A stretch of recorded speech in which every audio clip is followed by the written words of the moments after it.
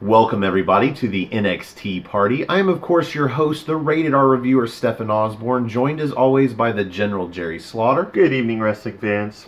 And tonight our special guests are first, the one and only Duchess herself, 1/3 of the ladies of No DQ. We've got Cindy G on the left-hand panel.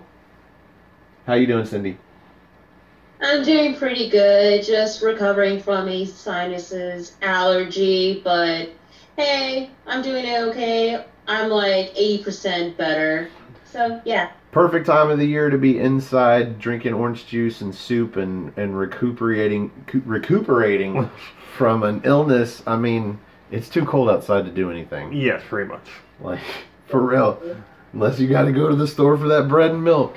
So on the right-hand panel, we've got superfan Owen Finch, the Birdman of Boston himself. How you doing, Owen? I'm doing well. Very excited to be doing this. I didn't expect to be invited on just because I thought somebody else from the No DQ NXT team was going to be invited on, but I'm very excited. I caught up with You are part of the NXT team, and don't you forget that. Yes. Yeah, but I'm excited. I caught up with Walking Dead today, and I'm also excited for that Sunday, and I'm excited to talk about this show. So awesome! I tell you, one of these years I'm gonna catch up to The Walking Dead, and it would probably take a year because I watched the first season. Yeah. I dug it, but I didn't have cable for the longest time. That's what happened with me. I got up to about season 3, season 4, then didn't have cable anymore. So. Well, I do gotta warn you, seasons 6 through 8 are not the best episodes. They get pretty weak, but season 9's been better. So. Oh, I'm sure by the time I get around to actually watching the show, there'll be enough memes out there that I'll know everything. But this isn't about The Walking Dead. No. This is about an awesome episode of NXT UK. This is about NXT UK, episode number 29. We are going to be reviewing that tonight. We start off the show with... It really shouldn't be, but I thought it was an odd pairing for a match because there was no jobber here. We had two faces. Okay, we've got Mark Andrews versus Ligero, of all people. This is the first time we've actually seen two flat-out faces face off against each other. So, because you had Pete Dunne versus Noam Dar at one point, that was kind of like a tweener kind of match, but at the same time, you already knew who the heavy favorite was in that. Noam Dar is totally a heel. But then you look at Ligero and Mark Andrews, both clear-cut fan favorites, and we get to see them in a match together. Yep. I was already excited about this. So to quote Luke. Luke from Wrestle Talk. Yes, please. Yes, please. Yes. So, Cindy, what did you think about this match? It seems like I have to agree with you guys. It is pretty odd seeing Ligero and Mark Andrews facing off together, despite the fact that they're both baby faces. Mm-hmm. I honestly feel like this match is like your typical match here you're watching from 205 Live. They did a pretty good job, to say so at least, especially, I would say, Mark Andrews. He's doing pretty quite well. Yeah. But I mean, if there was stock in the Stundog Millionaire, it'd be through the roof. He hits that every week. General rule number 1: if you're in a match with Mark Andrew, do not try for a vertical suplex. Yeah, it never ends well for you. No. So, I gotta ask you, Cindy, did you expect this ending? Did you expect Ligero to pull out the win here? Because that, I literally, a minute and a half beforehand, I'm like, well, of course Ligero's not gonna win this. I was wrong. What do you think about Ligero getting the victory? To me, this came out of nowhere. It was pretty surprising, to say at least. I thought Mark Andrews was gonna be winning this whole match because of his in-ring ability with Ligero, with a bit of his lucha styles. You kind of expect how Mark Andrews trying to let's just say, trying to end it for the win. But, surprisingly enough, Ligero winning the match with his finisher is kind of like a WTF moment. So, yep. I was still shocked till this day that he actually picked up the win, and that's it. Now, Owen, what about you? And at the same time, were you surprised by the ending?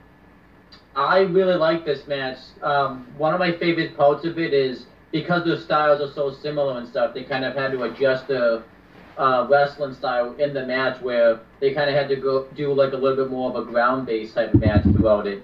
But I really liked the match. I love the also that like 186. I don't think they call it that, but that stomp that Mark Andrews hits as well in this match. The stomp 182. Yeah. And I was actually kind of surprised myself with the finish, just because Mark Andrews, since NXT, like the UK division has started, has been kind of like one of the standard bearers of the brand. So I kind of expected him to pull out a win because he's also hadn't had a big victory in a while. But I think the last time I saw him wrestle, he won. It was surprising then too, actually. Actually, I think the last match I think I saw him in was like him and Flash Morgan Webster versus Eichner and Bartel, and they ended up dropping that match. Singles match. Let me rephrase that. Singles the last match. singles match. The last singles match, yes, he won.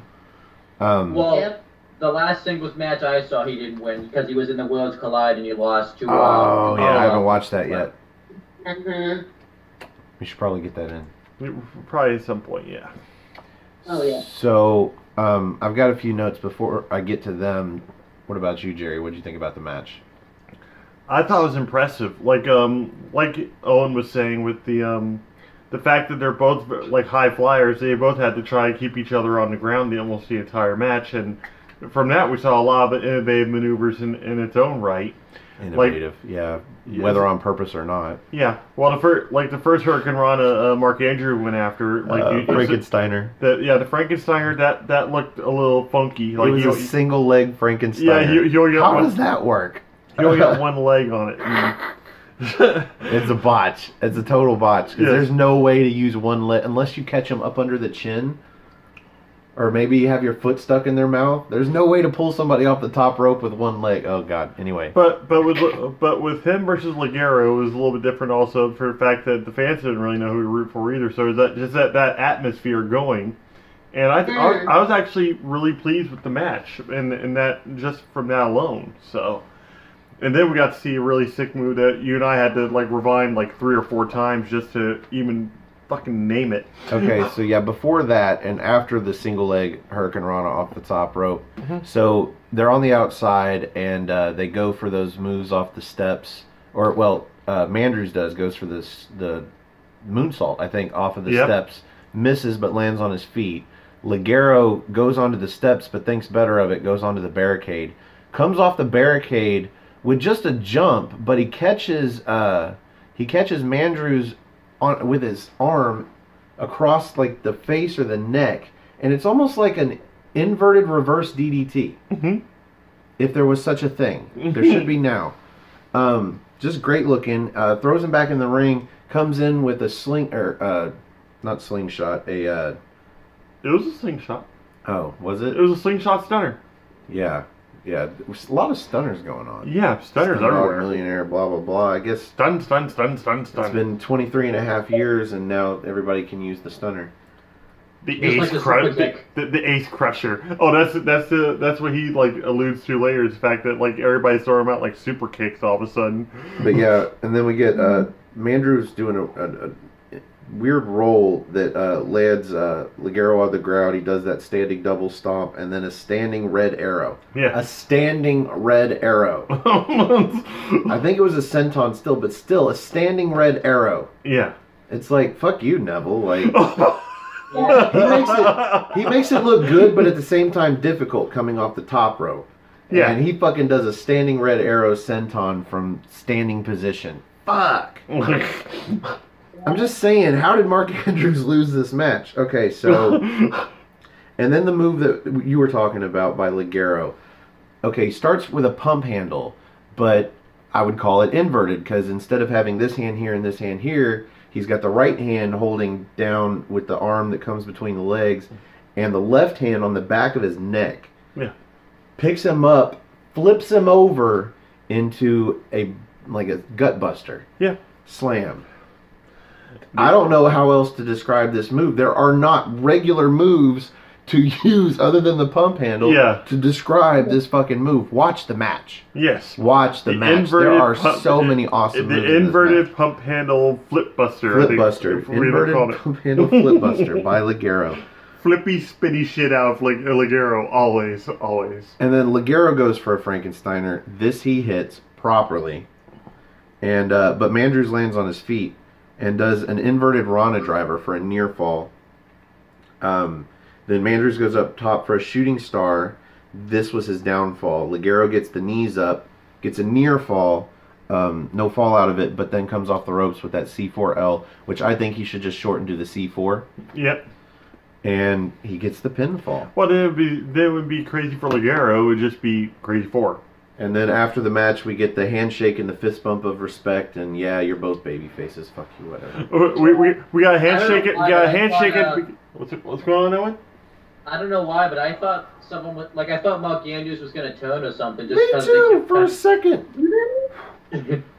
He looked so underwhelmed with himself at the end of the match. Like, it was just time for him to let out some frustration and some angst. He's been on, hasn't really been winning a lot of matches, and that could also, lead to him being a heel turn from him. Well, most of those were tag team matches. But like I said, if I saw Mark Andrews going heel, it'd be almost like Sami Zayn, to the point where he still thinks he's entertaining as shit, still goes out there waving his arm and everything, and but everybody's just booing him. Boo you for being a heel. So I think that'd be cool. So I say so a lot.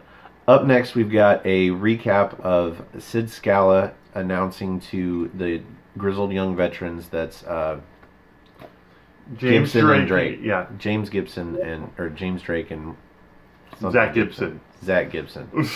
Too many names. I used to have this. I used to have this down. She already had her shoe ready. So, a flip-flop, but it works. Yeah, Scala's announcing that soon, at some point, we're going to see Danny Burch and Oney Lorcan versus the Grizzled Young Veterans.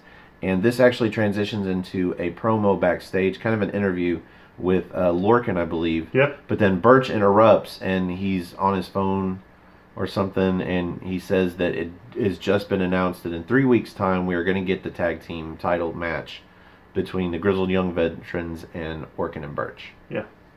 So, there wasn't a lot here. There wasn't any acting or anything. He pretty much, Lorcan pretty much said what was anybody would say at that point. It's like their first defense is going to be their last one. Yeah.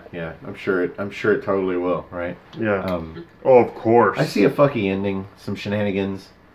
I see them actually pulling off the victory clean, just like they did with Mustache Mountain. That would be sweet. Okay, so that's my favorite kind of heel.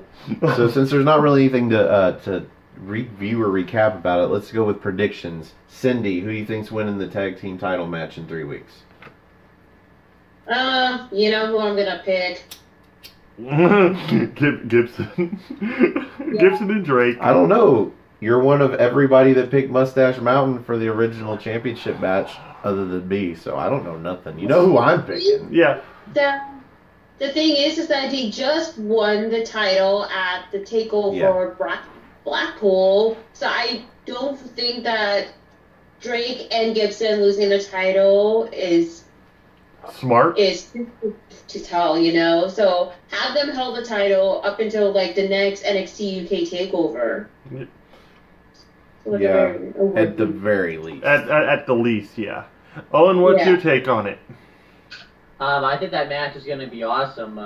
It's going to be like the match they had that Lorcan and Burch had on NXT with Eichner and Bartel not that long ago. I think it will be kind of like that match. I can see that. But I think it's kind of weird that only Lorcan can compete in NXT UK because he's not even from the UK. But I guess because Danny Burch is a tag team partner, I guess he gets a pass. But so I guess there you go. That. Passed. Well, they're also billing this as NXT versus NXT UK. So I think they're more talking like they're in the NXT team. But why they would get a shot at the NXT UK championship belts? Yeah, that's the fucking whatever. That seems kind of heel-like if they actually would win the belts, because then you'd have a team that's not based out of the United Kingdom. Having the championship, so. But I also like, too, how it seems like the promoting, because this is going to be the first time, the NXT UK blend's being filmed outside the UK. It's being filmed in the US, so. Yeah. I think 3 making episodes these in shows Phoenix, feel I think. special is awesome. So who do you pick to win? I'm gonna pick. I believe the name's the Grizzly Young Veterans. Yes. The Grizzly Young The Grizzled Young. How about you, Jerry? Gibson and Drake all the way. GYV. Seriously. Yeah, I think we've got 4 for GYV, Gibson and Drake. Yes, I do remember their names on occasion. I'm terrible with names, and I have to sit here and do reviews pretending like I remember all these motherfuckers' names. It's why we have the notepads. Cheers. So after this, we get a video package for Xia Brookside. We are about to see her in action, and this just sets up the match because her promo has got this music in the background that is just so sexy. This is some new age porno music back in the background of that video. But anyway, good clips though. I mean, she looks like a great wrestler. Just I'm saying the music is a little sexy. Yep. Which goes right with her. She's a bit sexy herself. But before this match, we've got an interview. Pete Dunne's coming in, and they're basically asking him about Walter and his debut, finally getting in the ring, and possibly seeing him down the road in the ring, possibly for the championship. Long and short of it, all we really got out of this is Pete Dunne doesn't fear anyone. He doesn't fear Walter. Simple as that. Oh, yeah. Yeah, there's a reason he's been champ for 600 days, and I wish he would just say almost 2 years. It just sounds better. Yeah. So, what do you think about Pete Dunne's promo or interview or whatever you want to call it, Owen? I liked it. What I like about Pete Dunne is he doesn't do a lot of talking. He just mainly lets his actions in the ring kind of speak for him. So he even told Joe Coffey that. You talk too much. But he actually said over 600 days. Actually, he didn't say it was 600. Well, days. yeah, he said over, but still. I don't know. I think it sounds a lot more epic if he says 600 versus 2. But I also like Days because it builds up to a future match with Walter, which is probably going to be whenever they're going to have their next NXT UK Takeover event, and Walter would take the title from if he gets the title match. Good God, I hope so. It's about damn time. I'm just saying, Pete Dunne has nothing left to do or prove with that belt. Yeah. And he's not going to ever reach the longest running WWE champion. That's, what's his name? Old school. Bruno San Martino. Yeah, San Martino. San Martino had that belt for like a decade, like 10 years. At least half a decade of one reign, so you're not going to get there. Mm-mm. But WWE recognizes Fabulous Moolah's like women's title reign is like 25 years, I think. But I don't think you can do that because she defended it like for the first what? Well, maybe she's got the rating for the time that she did defend it. Yep. But there's like at least a decade in there where she just sat at home with the title. So anyway. Became a household pet. So finally, we've got Xia Brookside's match. She's going against Candy Floss. What about Cindy's thoughts on the Pete Dunne thing? Oh. I apologize. Oh. I think Owen did say what I have to say. I mean, his promo is pretty far outstanding for the fact that he doesn't even talk as much, just let his actions speak louder than words, to say at least. Yep. Yeah. I'm hoping like we could see Pete Dunne versus Walter's match. I mean, he did face Walter in past indie shows, and by the way, it's like pretty much an aggressive in nature match, like from different promotions. But I forgot which promotion on top of my head. But yeah, so we're probably going to see some of the matches as they rehash from their matches at some of the independent wrestling companies, possibly in the next takeover. And yeah, I'm hoping Pete Dunne would drop the title, because knowing the fact that Pete Dunne did debut at the Royal Rumble this year, I don't know if he's going to get a possible call-up. Depends on which tier contract he did sign up with WWE. I mean, so that's a possibility. He's definitely ready for a call-up. Can you imagine Pete Dunne versus Daniel Bryan? I would actually rather see Pete Dunne go to 205 Live.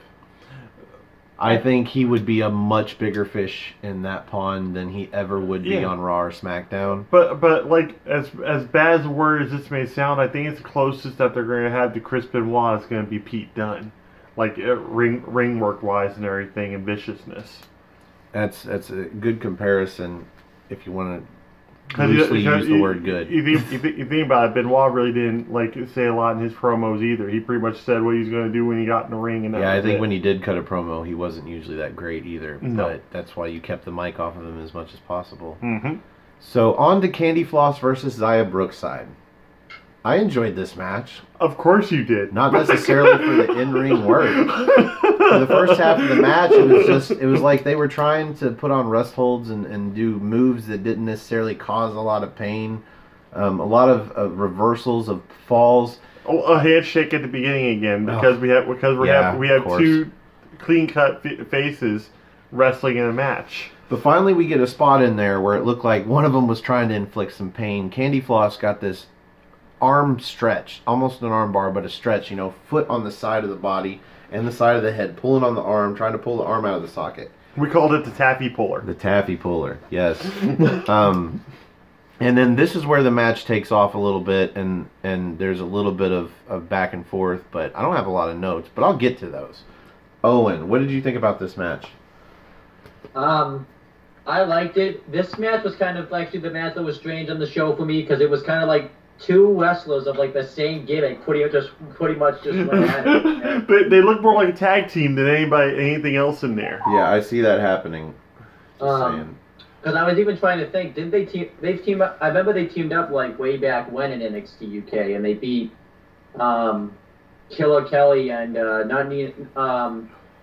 I can't think of her name. Candy Floss wasn't in that match. It was I think it was Dakota Kai, I want to say. But yeah, the pink hair, the blue hair, just the outfits. They're both like 19 years old.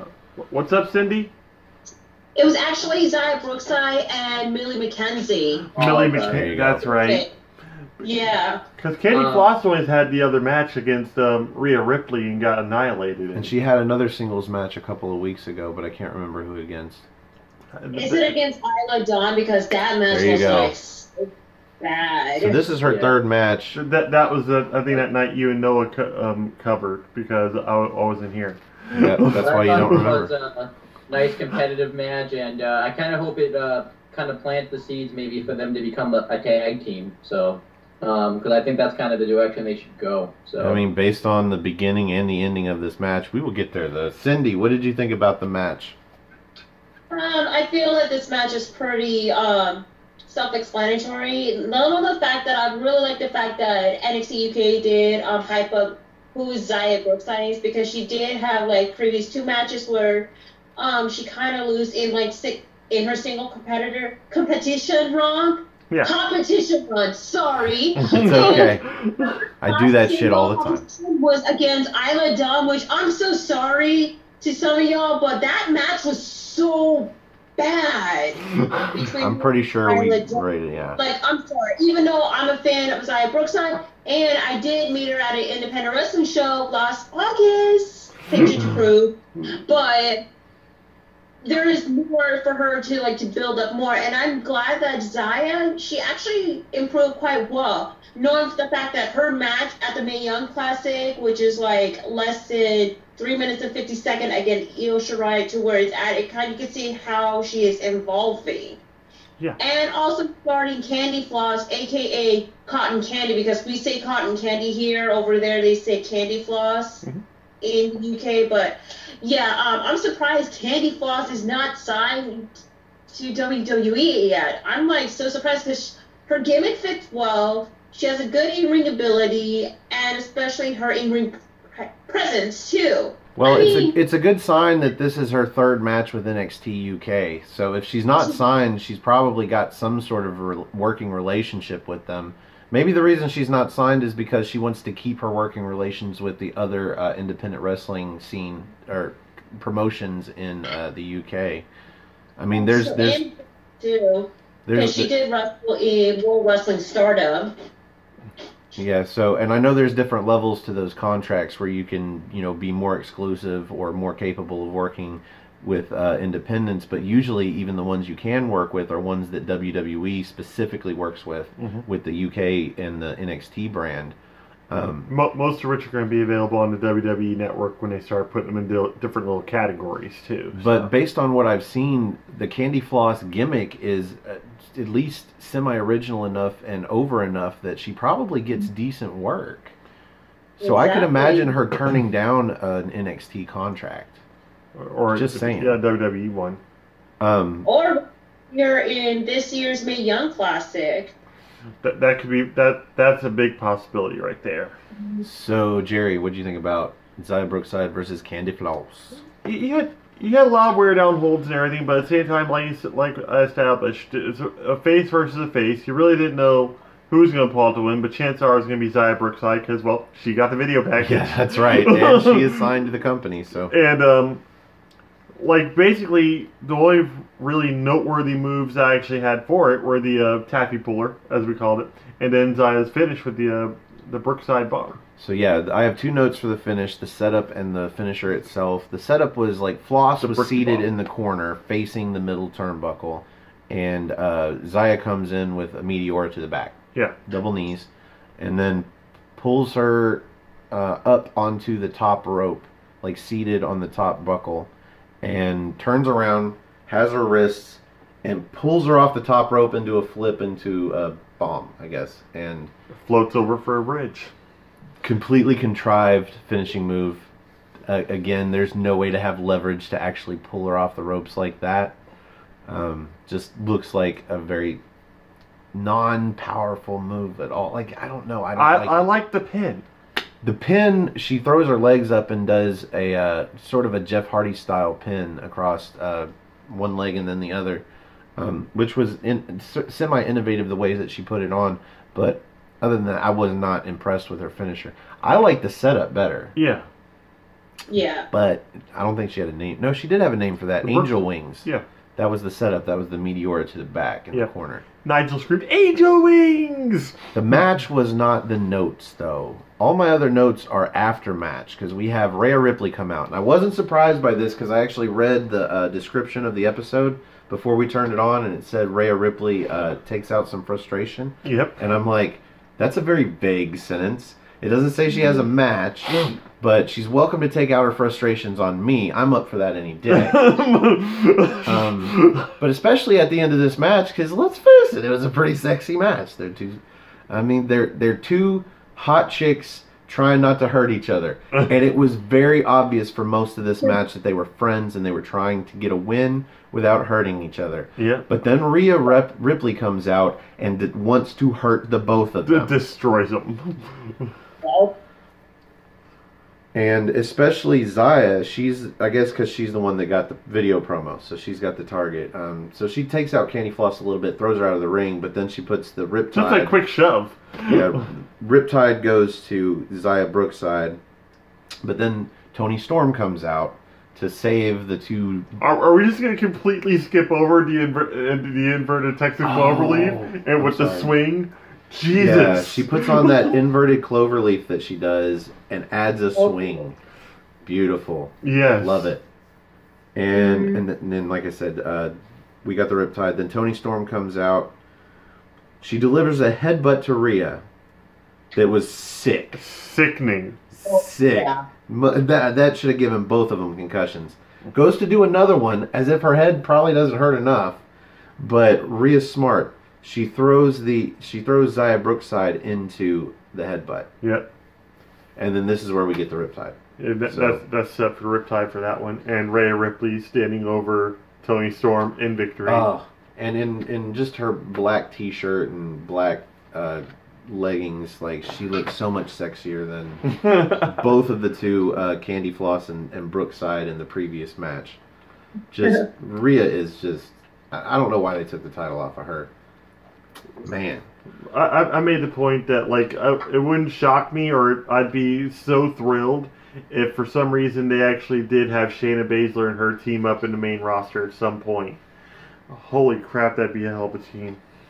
Oh, yeah. Beauty and the Badass. Awesome, yeah. Just team badass. They wouldn't even need music. They would just walk out there. So we know we're getting this match. We're getting Rhea versus Toni for the title. Is that in a week or 2 weeks? I think that's 3. I think they said it's going to be 2 weeks from now. 2 weeks from now, 3 weeks from the previous episode. Yeah. So, all right, let's do predictions for that. Cindy, who do you think's winning? You think Tony's keeping the belt? Do what? Tony Storm retaining the title. I mean, she just won the title at the last takeover Blackpool. It's too soon for her to lose. I mean, have her build up, and plus, like, we have like an interesting build up for like a possible next feud Tony will face, which is of course the fashionista herself, Ginny. Yep. What about you, Owen? Who do you think's winning? I pretty much agree with that. One last thing I do want to say is I also read the description of the show before I watched it, and I actually thought the Candy Floss Xia Brookside was going to go to a no finish because I thought Rhea Ripley was just going to come out. Yes. Yeah, that would make sense too. Yeah. But when it did have a finish, I'm like, oh, so they're going to hug, and there was a point in there where Xia goes down to pick up Candy Floss, and they go for an embrace, and for a second, I thought we were going to get that RLA, that respectful lesbian action. It did not happen. But I like that they did have a finish, though, because at least somebody got over with winning that match. I also want to say, too, I did like that Tony Storm sold the headbutt, too, because that looked like a stiff headbutt, too, and stuff, so... Both of them actually looked pretty vicious. And you add on top of that the second one was supposed to look unexpected, and it really did look unexpected, and just even more brutal. For some reason, I knew she was not gonna hit that second one on Rhea, but the fact that she did Operation Human Shield with Xia Brookside was pretty great. Are you picking Tony Storm too, or are you gonna? I have to go with Tony Storm, especially for what Cindy said. Jenny's obviously gonna be the next one in the line for a title shot, and you're not gonna have Jenny versus Rhea, especially since she's already bashing Tony Storm at this point. Yeah, that's exactly the reason I got to go with Tony Storm because. Well, they could do a thing with Jenny costs Tony Storm the championship. Ooh. But then she's got to go through Rhea. But then she has to go and get Rhea for the title. I don't think she thinks she can beat Rhea. That's why she's done. Or she attacks Tony and then disqualification. Tony Storm keeps the title, but at the same time she built some heat for their match. I mean, you're going to catch wrath from Rhea Ripley. I'm about to say, you're really not. I don't think you're going to do that in Phoenix. I think they'll just have Tony Storm go over in a not really dominant fashion, but barely skin over teeth. Now, I might have gone with Rhea because I love Rhea. Love Rhea. I have a ring for Rhea if I ever meet her. Just saying. I would have gone with her, but we got an interview with Ginny later, and the way she talks about wanting to go for the championship, she's talking to Tony Storm because she says Tony Storm is the one that is always standing in her way. Yeah. Or always gets in her way to the gold or being on top. And well, this makes sense, too, because Tony Storm knocked Ginny out of the Mae Young Classics, and I believe she beat her in the first round of the tournament, so it makes sense that she would say that. So. Yep. Yeah. Now, I don't remember where we got this interview. We got towards the end right before the Joe Coffey versus Ashton Smith match. So let's go ahead and talk about this interview because, like I said, I feel like this interview is what pretty much gives away the fact that Tony Storm's going to keep the championship. Yeah. Because we are building towards a feud with Ginny, and it's, of course, going to be for the title. That's where Ginny is on her way to, is at least a championship opportunity, if not taking the title from Tony Storm. And if this happens in WrestleMania month, weekend, whatever, I'm all for Ginny winning. Yeah. Because enough time had passed in that amount of time. Plus, it would have more of a build-up for the feud itself. Because right now, we're just getting a bunch of talking and a lot of action out of the both of them towards each other. So I think after she beats Rhea Ripley is when we're gonna go full force into the feud with Ginny, and that ought to be for some good matches and probably some great television too. So yeah. So as she always says, this is the difference between you and me. 'Cause she's a queen. Yeah. Kind of taking Charlotte's gimmick. Since we're probably not going to talk about this later, the fact that she was bashing Radzie's outfit and told him that his face looked hideous, and that he needs to go ahead and have something that takes away from the face. Basically, how dare you dress like that when you're going to interview the fashionista? Pretty much. I always think that Radzi is dressed pretty spiffily. Spiffily. Yeah, well, he's traditional. He's not cutting edge like she is. So, Cindy, any notes about Ginny's promo / interview / video package? We had a video package right before that. Yep. Well, my dog and I agree that we love Ginny's promo. some sort of like huge character. She's carrying on being like the fashionista she is too. Looking forward to how it's gonna bring up to like her upcoming match, which is gonna announce in a moment too. But overall, fantastic interview. And besides, regarding with Ratzi, I mean, for a in his early 30s, look like he's like in his early 20s. I mean, he does strut the part, to say at least. I don't know what the hell. As fuck. Yeah. He's like Noah. Yep, Noah Foster doesn't age. Apparently not. Wow. So, Owen, what do you think about this interview? I liked it. Like I talked about earlier, too, I liked how they brought up the past stuff with Tony Storm consistently getting in Ginny's way. And I like that it sets up, a possible feud because it shows that NXT UK has long-term planning beyond, just one feud and stuff like that, too. Yeah, so they've been building Jenny up for months now. Yeah. So I totally agree with that statement. Well, my thing is also like that's what I love about us being able to start from NXT UK from the beginning. Is the fact that we have all this backstory we can look back on, like almost like those little comic book notes, like the editor notes that say look back at this tournament, or like go back to this episode, and you'll be able to actually go back and access that because it's like we're not too far into it. We're not even on the 30th episode yet, and we have great storylines and great history between a lot of these main competitors. Episodes. This episode, last episode, 2 great ones in a row. Mm-hmm. Yeah. And if you want to say, well, why so great? We're only 2 matches in to a 5-match show. A 58-minute, a minute less than UK or NXT was this week, and they had 4 matches in an interview, and it was meh. It was alright. And it was not an interview, in-ring promo by Johnny Gargano, the best part of the show. Yeah. And it was meh. This show was 5 fucking matches in 58 minutes, and it was pretty fucking great. Yeah.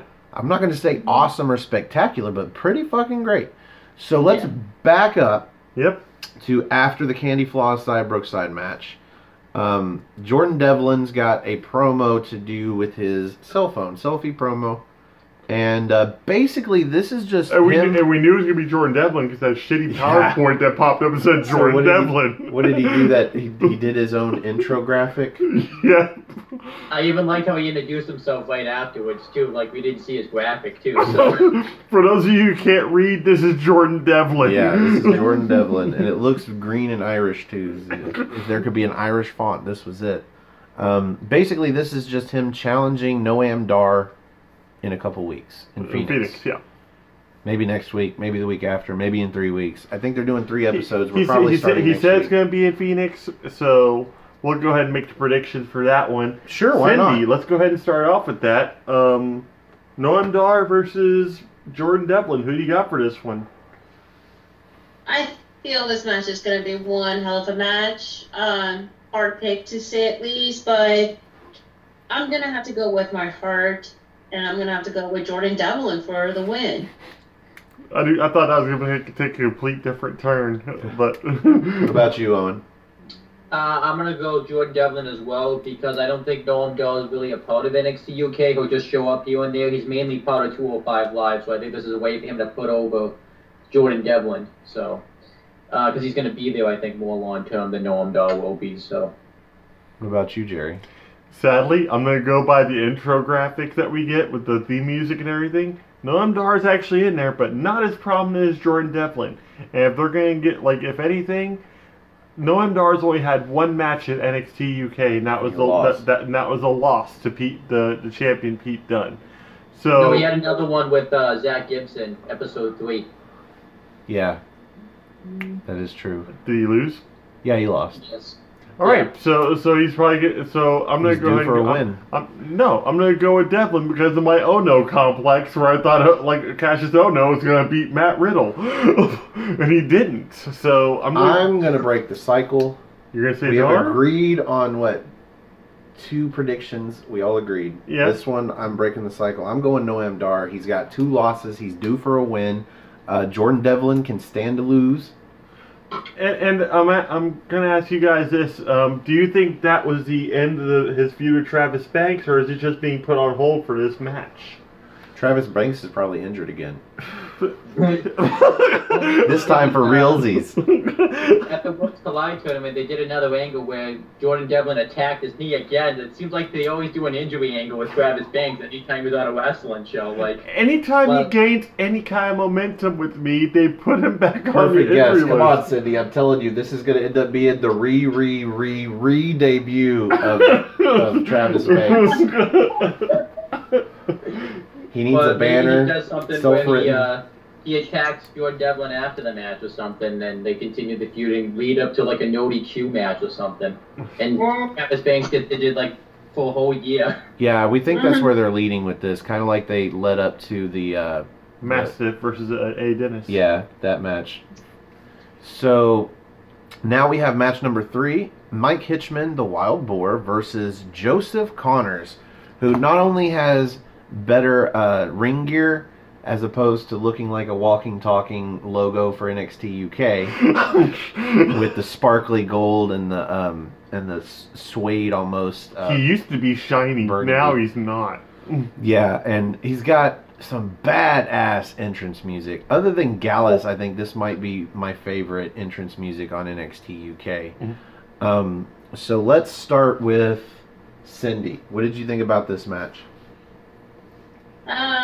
It's just a pretty standard match.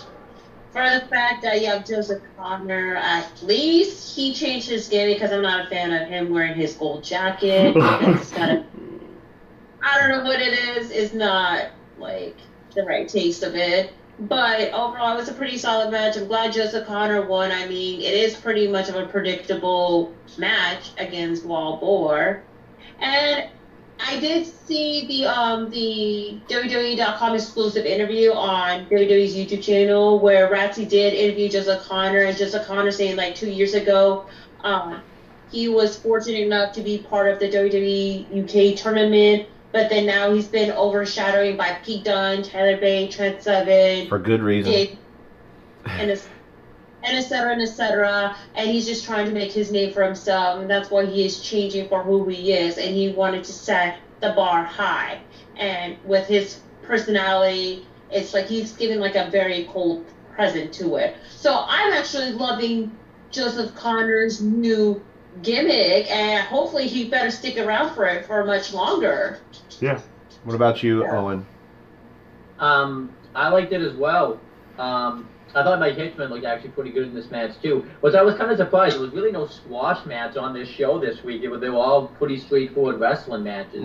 But Joseph Connors, I think that guy is going to be a big deal in NXT UK. He reminds me a lot of kind of like Seth Rollins and Edge a little bit, like their gimmicks kind of in a way when I see him wrestling and stuff. I love that sunset flip powerbomb that he does in the corner. I think they botched that a little bit because he completely missed the corner. But I think Mike Hitchman might have been too big for him to do it fully, so he kind of lost it halfway through. But yeah, I like the don't look down finisher that he has too. I think that's really awesome. Mike Hitchman too hit an awesome pump up powerbomb that I thought was gonna break Joseph Connor's neck, but I really like this. I think the sky's the limit for Joseph Connors. I think he's going to be a big star in NXT UK. And maybe WWE, but that's obviously... That's a ways off, yeah. So, what about you, Jerry? There's not really much to say. Joseph Connors actually... He made the allusion to Edge and Seth Rollins. I think he comes off as more as Paul Burchill. He's got that ruggedness to him. He's got that huge chip on his shoulder. And it's one of those characters that, it's a tale as old as time.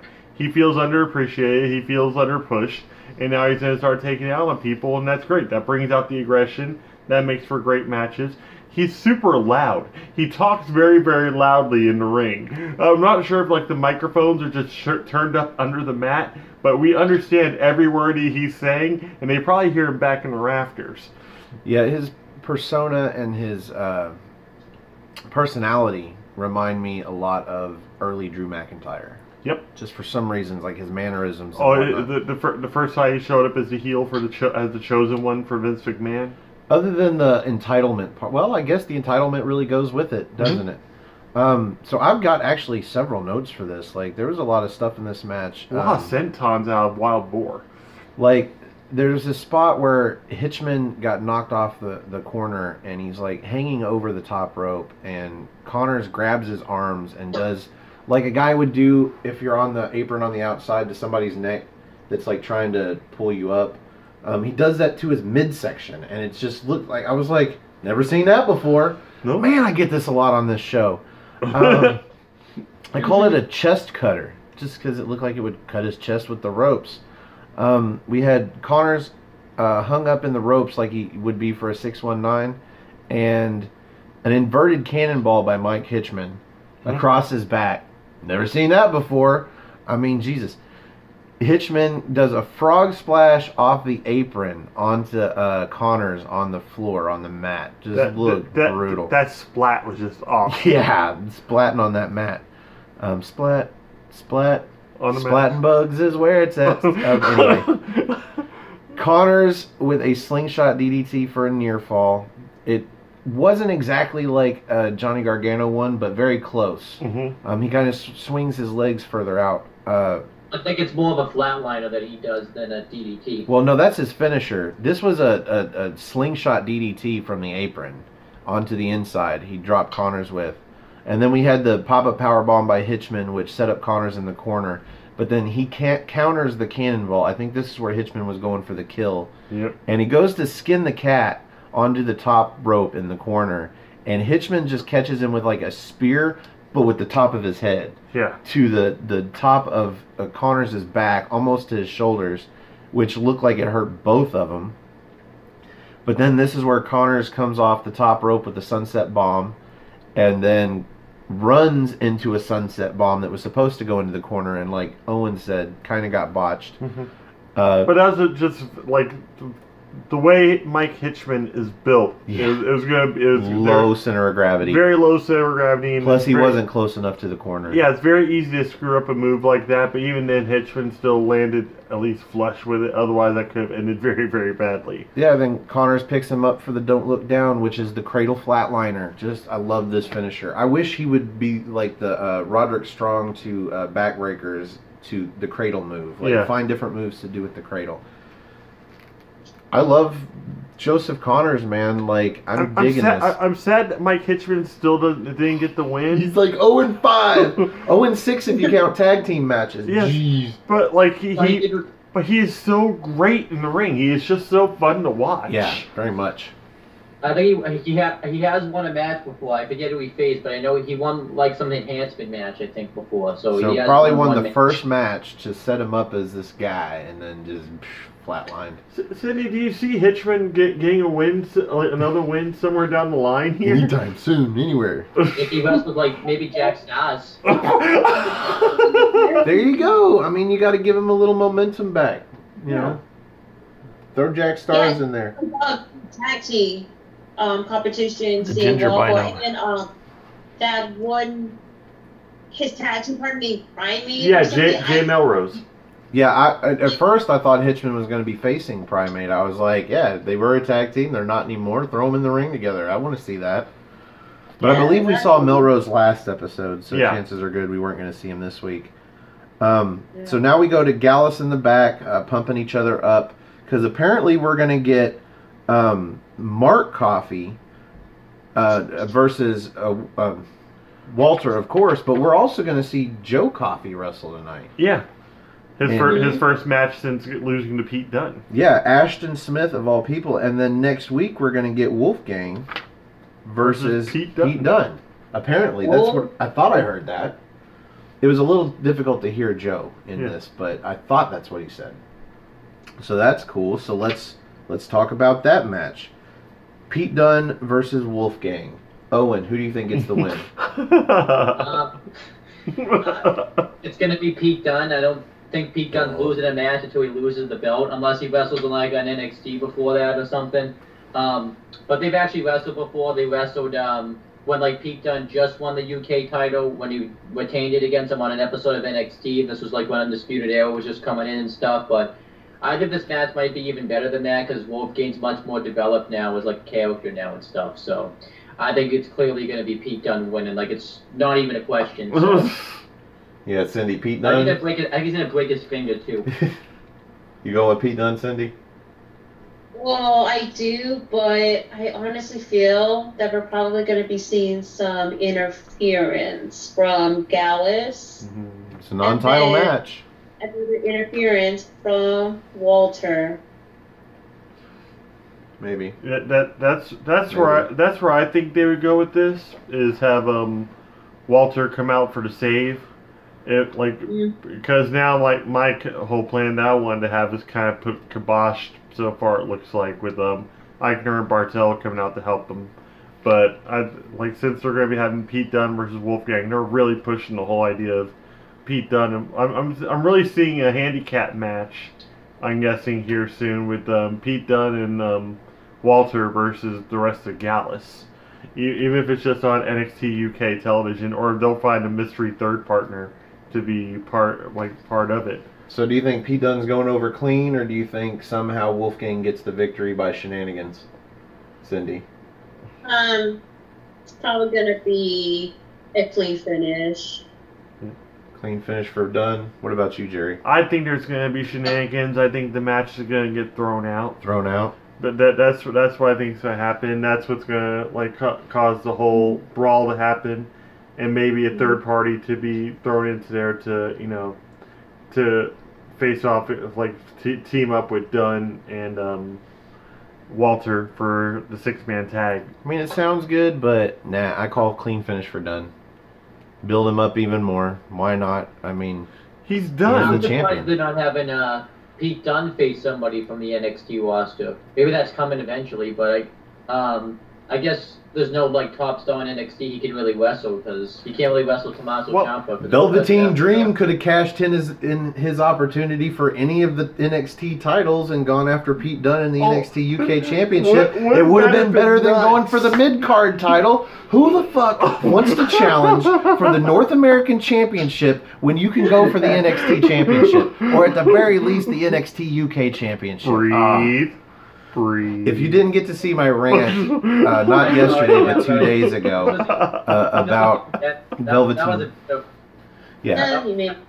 Go watch What's NXT for this week for the NXT show, and I do a couple of rants about Velveteen Dream selecting Johnny Gargano in the NA Championship to go after winning the Worlds Collide tournament.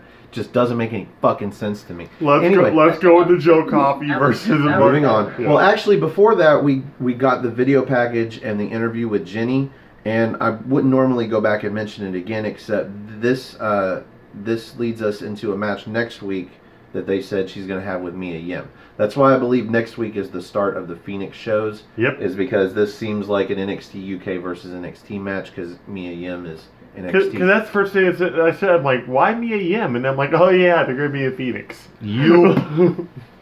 So brand versus brand. This should be really fun, I think. Now let's go to Ashton Smith versus Joe Coffey.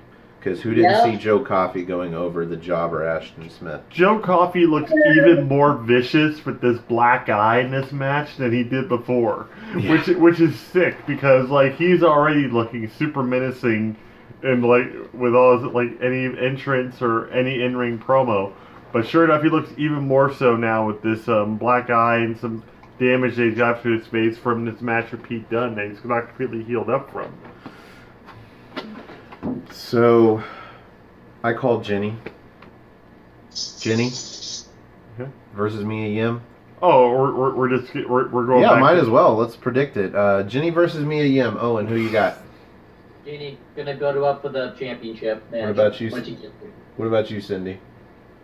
Okay, before I get into my picks, you kind of made my dog upset because he's a fan of Ashton Smith. Oh, so, no. I'm so sorry, Cheer Pup.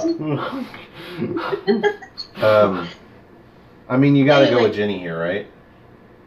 Yes, it's gonna be Jenny because I love Mia Yim, but I feel that this is gonna be the match that they're trying to push Jenny harder to the extent, especially like I mentioned, I would love to see her feud against Toni Storm, possibly for the NXT UK Women's Championship match. Jerry? Oh, Jenny all the way, and that's just because I fanboy out for her for so fucking hard. Yeah, I mean Mia Yim is good, and she's not really a jobber, but she is basically enhancement talent. She's like an older wrestler who's there to work with and put over newer stars. Even though she is fairly new to NXT herself. Ashton Smith versus Joe Coffey. So I've got a couple of notes here, mostly about Joe looking fucking powerful and awe-inspiring with some of these moves. Because he doesn't do spots. No. He just does moves with so much power that it's like, fuck, that looked like it hurt. Yep. He starts his takeover with a running push, I guess. Like, not really a spear. Like lawn darting himself, though. They're on the outside. He sends Ashton into the barricade, and I'm just like, fuck. And I know I say that a lot, but damn, that looked like it hurt a lot. Yes. Like even with a padded barricade, if you notice, the padded barricades for NXT UK are much thinner. Yep. I feel like there's not as much padding there, but whatever. Yeah, my notes I have just Jesus Christ with a couple of exclamation points. That's how. Like, I don't usually add that kind of commentary to my notes because I just do it. But Jesus Christ got JC, Joe Coffey got JC. Can't be a coincidence. So there was toward the end of this. There's a spot here. Joe is standing close to the corner, facing the corner, and Ashton comes in, done a running leapfrog over his back, onto the middle turnbuckle, goes to spring off the middle turnbuckle, gets caught. Yeah. Joe catches him with a deadlift German. I think he gets a near fall, but I'm not sure. I know the All Raw Best for the Bells isn't far from this, though. And he gets up, and it looks like he's about to run towards him, and I actually paused it to make some notes, and I'm like, oh, never mind, it's not the All Raw. No, he actually puts a couple of run steps into his All Raw now, and it looks even more fucking brutal. He even calls for it while he's doing it. Yeah, he says it out loud, and you can hear that really well, too. Owen, what did you think about this match? So, I have a few thoughts. Am I the only one that forgot Ashton Smith existed? I remember a video promo that he did where Jordan Devlin interfered or some shit like that. Well, he actually was also on the introduction to Walter this last week as well. He's he's one of the guys that talked about how big Walter was over in England and whatnot. So didn't notice. But I like the fact that it made Joe Coffey look strong because he needed to kind of look strong because he kind of came off that big loss with Pete Dunne, and he's been getting laid out kind of consistently by Walter. And I also kind of find it funny sometimes, and it happens with any wrestling company when they just kept mentioning how he had that black eye from NXT UK Takeover Blackpool, and I know this show was taped the day after Blackpool, so I'm like, oh, I'm still gonna have it because this was taped the night after. So I just hate it when wrestling I just kind of wish they would ignore that type of stuff. Don't even mention it, but it's just weird because he obviously healed from the black eye. There's got to be some kind of rubber makeup that they can put on that and try and cover it a little bit, something.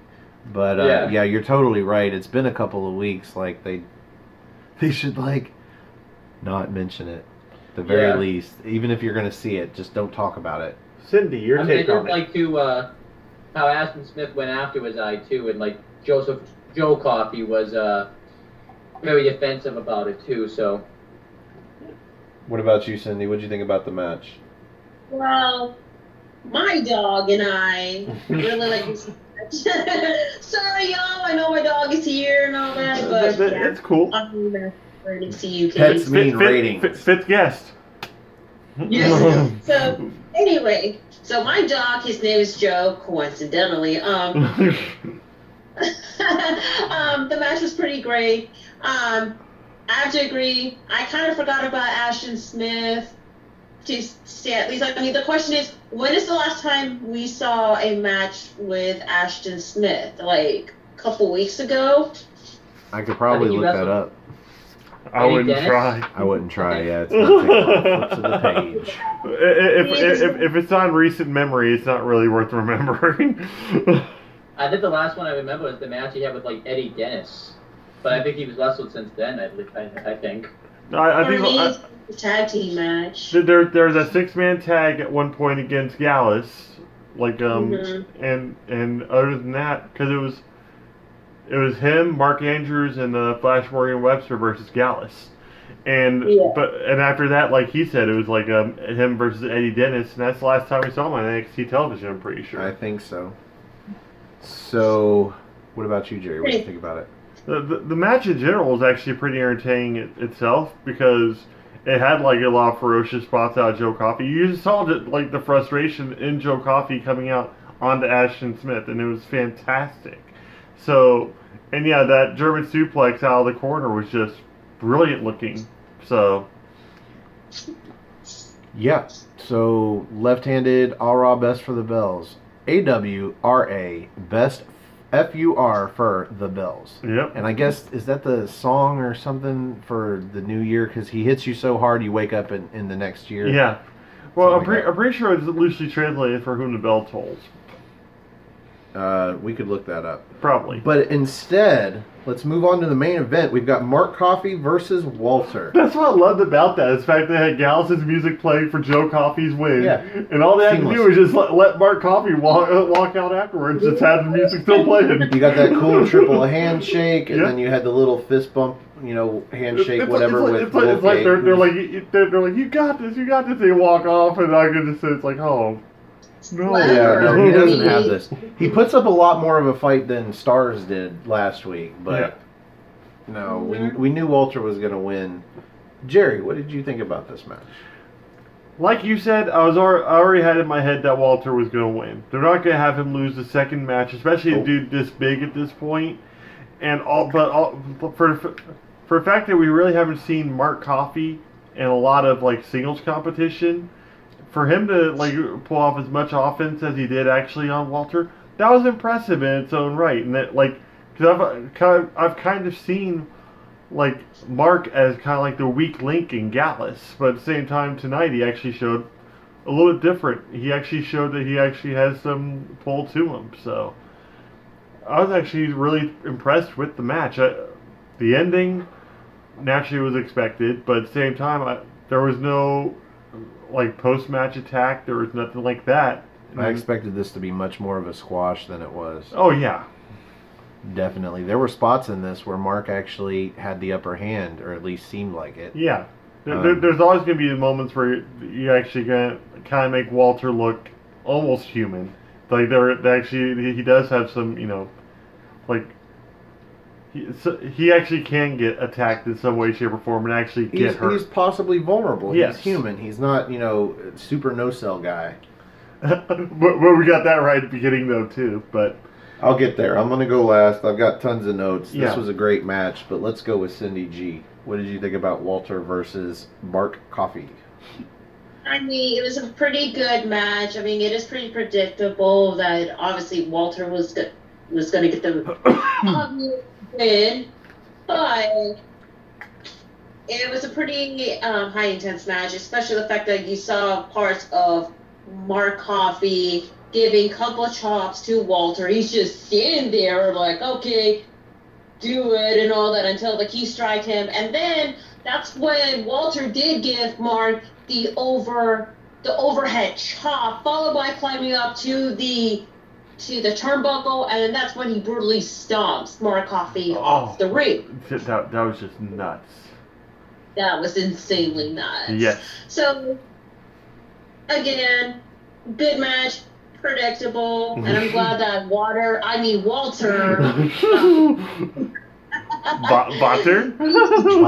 Butter. Thumbnail for the NXT UK Takeover review video from forever as a thumbnail, but yeah. Did you know that that Walter was on his high school track team? Really? He was a vaulter. Or is that gymnastics? It's one or the other. Oh Lord! I will look that up and work on the joke. Owen, please save us. What was your? What do you think of this match? I can't save if I was right. Yeah, I thought this was a good showcase match for Walter. Poor Mark Coffey though, he got absolutely murdered in this match. But Mark Coffey, I even like the spot where like Walter like drops his opponent like face first and like chest first right on the apron. I just think that's awesome. And the way that he hits that drop kick, you just wouldn't think a guy that size would do a drop kick like that. Maybe I should stop saying that though, because I keep thinking that, and then it just happens. It just keeps happening. Yeah. Didn't Mastiff hit a drop? Yeah. Yes. Mastiff hits a pretty impressive drop kick in his own right. So yeah. But I liked it. I even like. It was very weird though that Gallus thought that Mark Coffey had it. I guess he didn't have it because he lost. You would think this match they would accompany him to inside, but I guess they thought he had it. But I guess they didn't watch last week, so.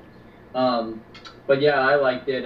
Good way to make Walter look strong. I kind of wanted to see like a Pete Dunne Walter, not necessarily like them go at it, but just like Pete Dunne come out and like have like a face-to-face confrontation with them. Those don't get old. The stare downs between those two, it just doesn't. Yeah. It doesn't get old.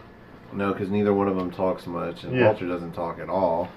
Not even a 9. He talks 9. 9. But Mark Coffey came into this with way more confidence than I feel like he should have had, especially without Gallus at ringside. But he goes right in on Walter with these forearms, and Walter is actually selling him, but then he goes for the chop. And Walter completely, no sell for you. No sell for you. No sell for you. And there's spots in this where Walter just no sells, and these lariats. So, Mark goes off the ropes and comes in with a lariat, and Walter just no sells it. And then this is what Cindy was talking about. He just starts egging him on. More. Come on. I think that's what he says. Come on. Yeah. And Mark Coffey just starts hitting these lariats. These standing lariats just over and over. Nothing. So then he comes back off the ropes with a lariat and ends up getting blocked, like double or like maybe single arm. I think he single arm blocks it, turns him around. Walter grabs him, German suplex. Austrian suplex. Yes, as I amended during the match, the Austrian suplex. And then he's up in the corner, and Walter comes in with a helluva kick, a haluva kick. Yeah.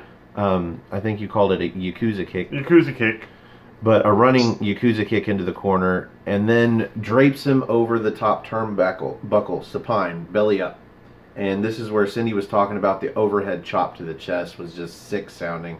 Then he climbs up to the middle rope and starts choking him out with his foot over the ropes. And I don't know if he stomps him or not, but I know Mark falls to the outside, and just that looked like a brutal fall. Yeah. It almost looked accidental, except that Walter comes out and does that spot where he does the belly to back throw onto the apron. So I'm like, okay, Mark definitely was supposed to be outside for this. And then, let's see, Mark counters a sleeper attempt. This was actually smart. Walter goes for a sleeper, and Mark grabs the arm, pulls it over his shoulder, and tries to do an arm bar that way. Doesn't really get it in. Starts laying in the forearms, double hand chops since the original chop didn't work. Tries a running clothesline, ends up ducking Walter and hits an enziguri, a standing, like almost an overhead but sideways enziguri. Gets a near fall. Only time he attempted a fall in the match. Didn't get it. But then Walter chops him in the back, gets him into a sleeper. Mark backs him up into the corner, gets out of the sleeper, but then we get the drop kick. The aforementioned drop kick. He eats that drop kick. Almost like a basement drop kick, but standing, to a standing opponent, like crazy a man that size doing that. It's and so then quick. Right into what I call power bomb number 1. The basic of all power bombs. 1, 2, 3. Walter gets the win. No after-match interference beatdown by Gallus. I was surprised. Especially to soften him up for Wolfgang, you think they would have done something like that. But you don't want to make him look weak right now, and I think if you're going to do the storyline that Jerry talked about where Gallus comes in and beats him down 3-on-1, and then Marcel Bartel and Fabian Eichner come out to even the odds and kind of force Walter into this 3-person faction. Yeah. I like that idea, but it can still be done, and I'm okay with them drawing the storyline out. So yeah, this made Walter stand tall at the end of the show, and that's the last thing we saw. And that brings us to the end of the main event. And around these parts, I like saying that because that brings us back. We are from Kentucky, despite my lack of accent. Around these parts, we like to rate the main event of the show using T, the NXT rating system. And let's start with Cindy G. Out of 5 spots of NXT, where do you rate this main event? Oh boy, I'm on the spotlight. Maybe that match was pretty good. Especially on Walter's end. I mean, taking out the brutal chops that he deserves, and then Mark Coffey taking more beating than expecting from Walter. I enjoy the match, even though the ending you could tell is pretty predictable. I'm gonna have to go with 3 3/4. That sounds fair enough. Sounds a little high to me, but no. Or Owen, where do you rate this main event? I like what they were going for here. I don't think this was necessarily supposed to be like an outstanding match. I think it was just kind of meant to show that Walter was a very dominant wrestler. But I still liked the match. I thought it was pretty good. I'm gonna go 3 1/4. All right, Jerry, you're gonna split the difference 3.5. Actually, weirdly enough, I'm going to, and here's the reason why. All right. It's the fact that going into this match, I was already looking back at his other match with Jack Stars, and Jack Stars is a much smaller opponent, and was able to get thrown around a lot more and everything. So I didn't know really what to expect out of Walter against Mark Coffey, because Coffey is a bit heavier and more power based and whatnot. But at the same time, we saw a lot of offense out of Walter. We saw a lot of offense out of Mark Coffey that that was really impressive. He actually put the fight to Walter. Did we think he was going to win? Hell no. But at the same time, we had like there were those fleeting moments where you're like, okay, after a while, Mark Coffey's going to be a viable opponent and whatnot. Do I see Walter as the number 1 contender to Pete Dunne right now still though? No, because there's so many other wrestlers in that brand right now that have gone undefeated from show 1 to 29 that haven't gotten a title shot, like Mastiff even. I think Mastiff should either be going against Walter or against Pete Dunne before that match actually happens. Yep. But at the same time, the match itself was very middle of the road for me in that sense. The fact that you had 2 powerhouses in the ring, they put on a good show, but it wasn't anything to really write home about. It wasn't, it was NXT UK TV worthy. It wasn't TakeOver worthy. It was a good match. No real build to it, which made it that much better. But yeah, 3.5 sounds pretty fair to me. Yeah, this match did everything that it needed to do. Made Walter look good, gave him a match to dominate without it being a squash match. Mark Coffey actually provided some competition. Some competition. He forced some effort out of Walter, and Walter had to sell. So we got to see how Walter looks trying to sell. It'll be nice to see him against somebody he really has to sell to, like, say, Pete Dunne. Like I said, Or Mastiff. Coffee. You had story going into this of Mark Coffey getting revenge for the black eye that Walter gave his brother him in the face. You had that story within the match because the commentary mentioned how it was normally Joe Coffey, the older brother, sticking up for Mark. Yeah. And in this case, Mark is trying to get some revenge for his older brother. You had basically what you expected as a finish. Walter's going to go over. There was no after-match story or anything like that. So I would go 3.5, but I'm actually going to have to go with Cindy because this comes off of the back of a really great show. That's right. So I'm giving an extra quarter star. I'm going to give spot. I'm going to give this 3 3/4 spots of T. It may not have been a outstanding match or anything, 4 or 5 stars, but it was a really good match off the back of a really good show, and there wasn't any spot in this show or in this match that didn't make sense. Whereas NXT's main event on this week's show made no sense at all. No. I don't know if you guys saw this, but again, go watch What's NXT. I bring this up in detail. So, that brings us to the end of this show. Mm-hmm. And I say let's go with Owen first. You got any plugs to drop on us? Yes, I do. I got 3 YouTube channels to plug. I got my CM Brothers YouTube channel, which I'll probably be uploading some sort of video on there at some point or another. I got my Owen the Talkinator YouTube channel. The most recent video that will be coming out is Sunday or Monday, whenever it goes up. I will be reviewing The Walking Dead Season 9, Episode 9, the mid-season premiere. And then, which I'm looking forward to that, by the way. I already said that in the beginning. But then we got Wrestling Fortune 44, where I post all my wrestling content. The most latest things is we're going to be doing the Wrestling Rundown, Episode 140, where we're going to have the Simple Man, Noah Foster, on there. So look out for that. He was on last week. And also check out the Archangel, James Heber will be on it, and my friend Christar will be on it. You guys are welcome to be on it if you can, but obviously it's up to you guys. And then we'll be doing at some point the Retro Wrestling Review Series, where we'll review WrestleMania 21 Sunday probably. Cool. Cindy, your plugs. Alright. Follow me at nodq.com/Cindy. That's going to take you directly to my Twitter page.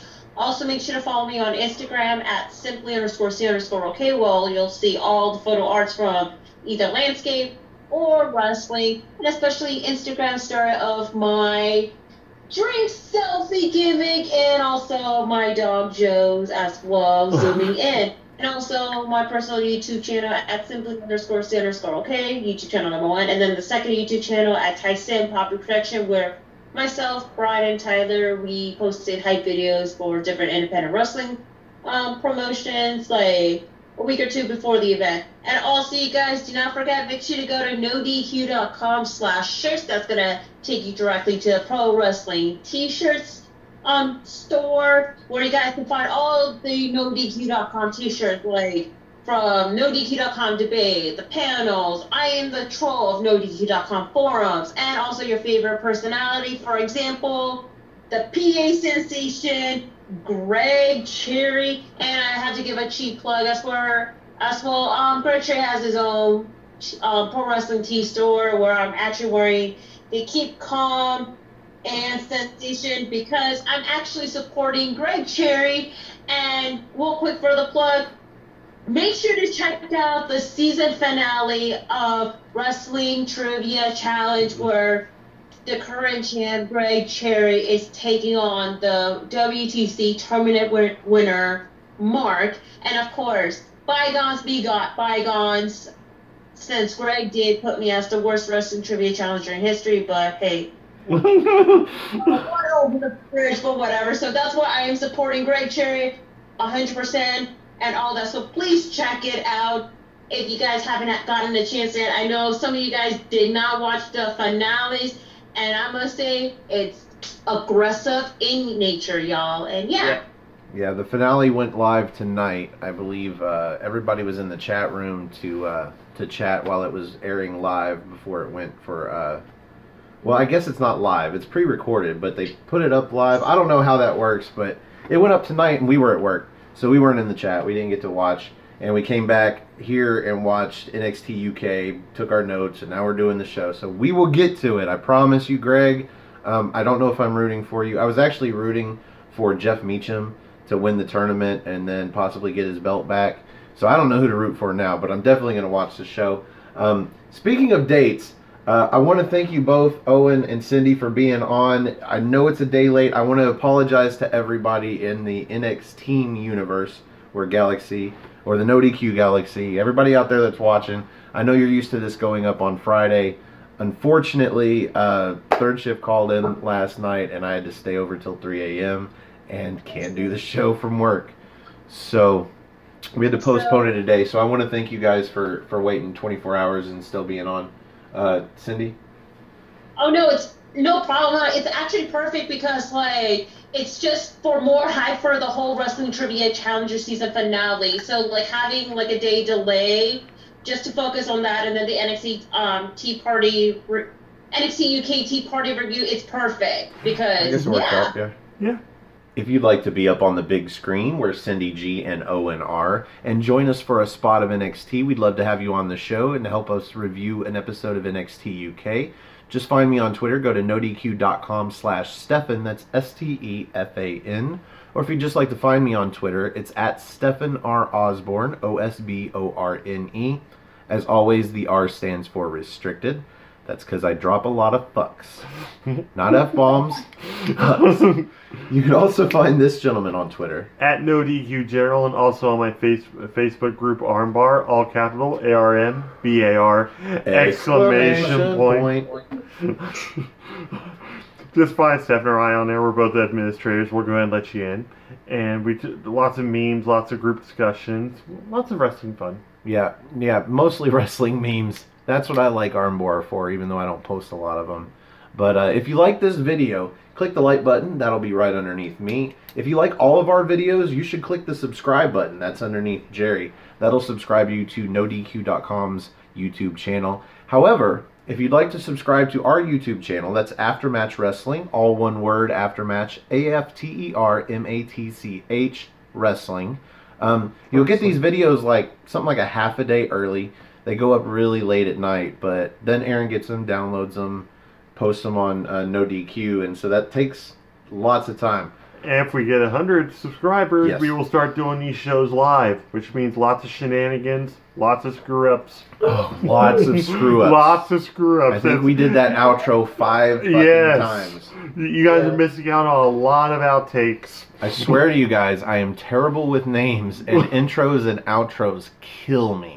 Notice most of the editing is the intros and outros. Just saying. I apologize. What editing? It's who I am. It's who I am. Consummate professionals, folks. I'll remember your face forever, but I will never remember your name. Especially all these fuckers in this new promotion. Oh my God. I wish I could go back and edit out all the times I forget fuckers' names. But I'm not going to do all of that. I think it's funnier when I do forget them sometimes. Oh, yes. Sometimes it's just annoying, but whatever.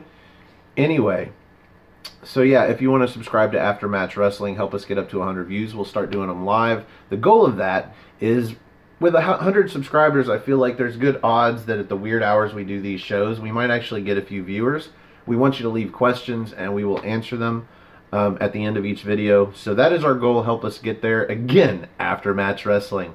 So, for the Duchess of NoDQ, 1/3 of the ladies of NoDQ, Cindy G.